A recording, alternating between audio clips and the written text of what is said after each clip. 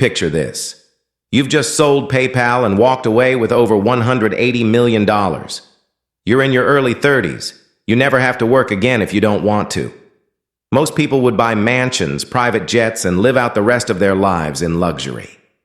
But Elon Musk, he chose the hard road. Instead of cashing out, he doubled down. He poured nearly every dollar he had into two companies, Tesla and SpaceX. And by 2008, that gamble almost ruined him.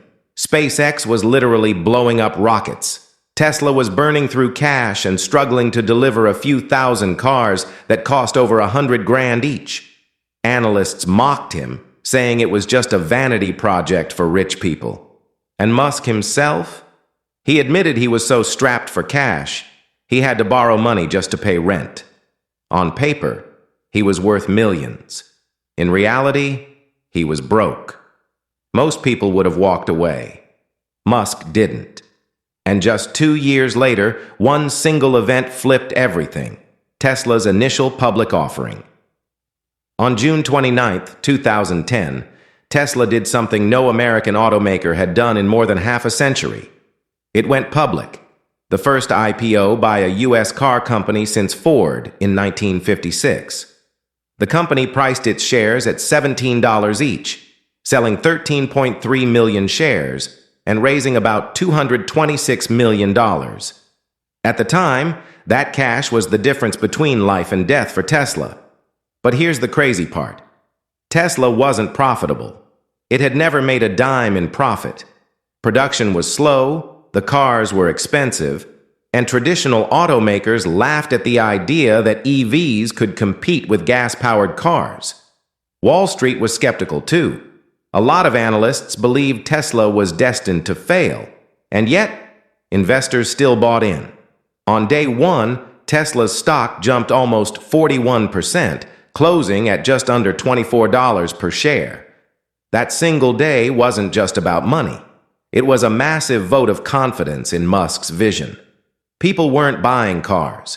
They were buying the dream of an electric future. For Elon Musk personally, the IPO was a turning point. He owned about 29% of Tesla at the time. During the offering, he sold around 900,000 shares, which gave him about $15 million in cash, money he desperately needed. But more importantly, his remaining stake by the end of that first trading day was worth more than $650 million. In less than 24 hours, Musk went from nearly broke back to being a billionaire. And for investors who believed early, the payoff was historic. Imagine you put in just $1,000 at the IPO price of $17. Today, that same investment would be worth more than $236,000. That's a return of over 26,000%. To put that in perspective, the S&P 500 returned about 300% over the same time. Tesla didn't just beat the market, it obliterated it. And because of Tesla's two stock splits, a 5-for-1 split in 2020 and a 3-for-1 split in 2020-2022, those original IPO shares multiplied into about 41,000 shares. Very few investments in history have delivered that kind of wealth. But the IPO wasn't just about getting rich. For Tesla, it was about survival. That $226 million gave them the runway to build factories, develop the Model S, and eventually make EVs mainstream. Without that IPO, Tesla might not exist today. And for Elon Musk, it was more than financial relief. It was validation. For years, he had been ridiculed. Automakers dismissed him, Wall Street doubted him, even some of his investors questioned him. But the IPO proved the markets were willing to bet on him, and that changed everything.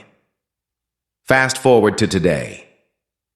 By 2025, Elon Musk's net worth sits around $367 billion, making him the wealthiest person in the world. And the foundation for all of it, the empire he built, was laid the day Tesla went public. Tesla's IPO is one of the greatest financial stories of our time.